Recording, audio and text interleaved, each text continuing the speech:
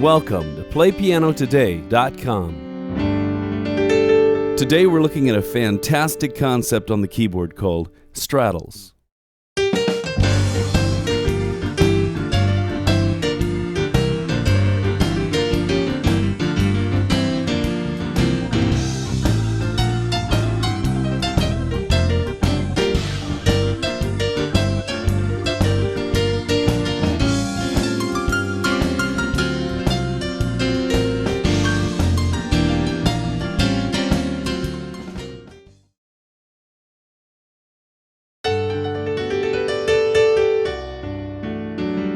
Today we're going to talk about a fantastic concept called straddles.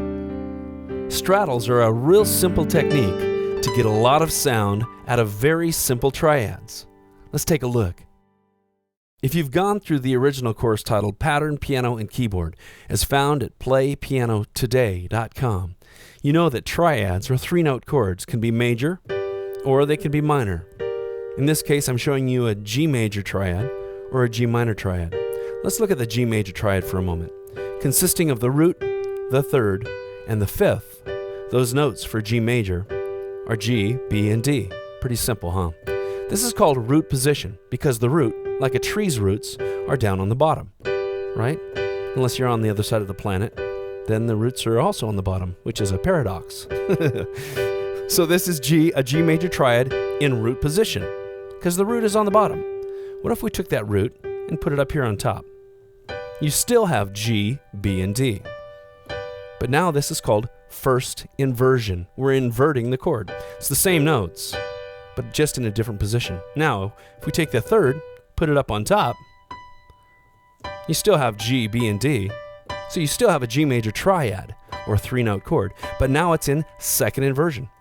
Root position, first inversion, second inversion. What happens if we kick it up one more time and take that fifth, that D, and put it up on top? Even though I'm an octave higher than originally, the root is still on the bottom, right? So this is still in root position. So I could play that G major triad anywhere on the piano. As long as the G was on the bottom, it's in root position. As long as the B is on the bottom, first inversion. As long as the D is on the bottom, second inversion. So we're taking that G major triad and simply inverting it. Instantly you're moving around on the keyboard. It's a very simple, pretty basic technique that you learn right out of the gate when you're taking piano lessons. You can do the exact same thing with a G minor triad. In fact, kind of a long-term thought, you can do this with any chord at all. You can invert it. But let's look at a G minor triad. Now we have G, the third, which is lowered, which constitutes a minor triad, right? So you have a B flat and a D. G, B flat, and D. Root position, first inversion, second inversion, back to root position. Okay, so I'm just inverting now that G minor triad. Now remember, if this is all new information to you, make sure you go through Pattern, Piano, and Keyboard, because we're going to use a lot of these simple concepts and put them together with a lot of other information and come up with some fantastic complex music. Just for the sake of being really clear, let's do some more inversions. We're not yet to the straddle technique, but we're getting there. This time we're going to use C major in root position to start with, right? C, E, and G, and C is the root, and it's on the bottom, so you call that root position. Okay, so now take that C, flip it up on top. It's called first inversion. Still C, E, and G, so you still have a C major triad. Same exact chord, but now it's in first inversion. Do it again. Take the E, flip it up on top. Now you have C, E, and G, so you still have a C major triad, but now it's in second inversion. Guess what? Take the G and put it up on top, and you are back to root position. Why? Because the root is on the bottom, right? Even though it's way up here, it's still root position. Anytime the root of the chord is on the bottom, you call that root position. So now you can start taking that C major triad, invert it up and down the keyboard. In fact, I hope you're doing that as you're watching this. Get your hands moving. You almost have to get your hands to move kind of in a tarantula sort of movement. Kind of spooky. But see, that movement has to become really fluid over any chord. Here it is over D. We're not yet straddling, but we're simply inverting chords. Here's C minor. Look at that tarantula jumping around. But this is a very necessary movement for your hands. Now, if you don't know all these chords like the back of your hand, which is really important, or rather the back of my hand as you're watching all these videos, if you don't know these chords that well, make sure you go through Pattern Piano and Keyboard at PlayPianoTODAY.com. When you go through Pattern Piano and Keyboard, the first thing you'll learn is the patterns of music theory. Instead of learning lists and lists of chords and scales and so forth, the things that make people quit, I'm going to instead teach you the simple patterns of music theory. And there's just a couple of them for the chords.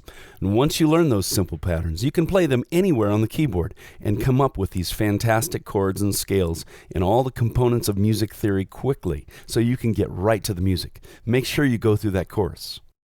At this point, I'm going to jump to the end of the lesson because the site that you're on right now limits the lengths of videos that we can post to 10 minutes, and the lesson is longer than that. However, you're going to miss a lot of material.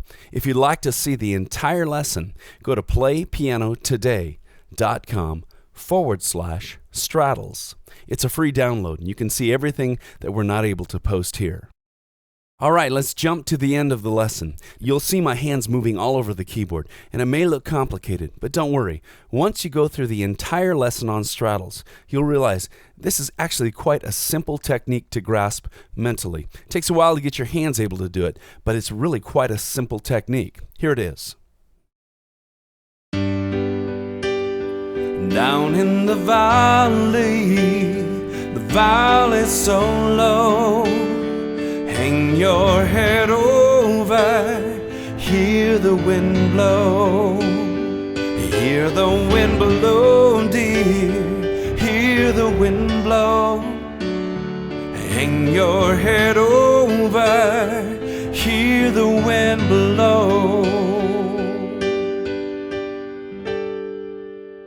Thanks for watching. If you'd like to see this entire lesson, go to PlayPianoTODAY.com/Straddles.